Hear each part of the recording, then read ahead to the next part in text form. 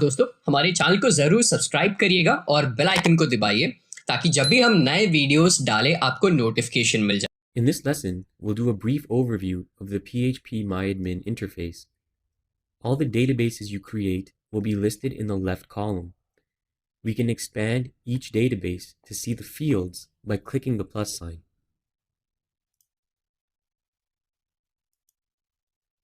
Don't worry about the information schema and the performance schema that you likely have there by default.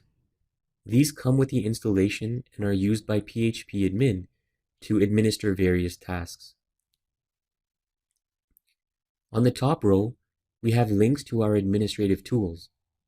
We'll be using many of these as we progress through this section. On the right side, we have some information about our database and web server.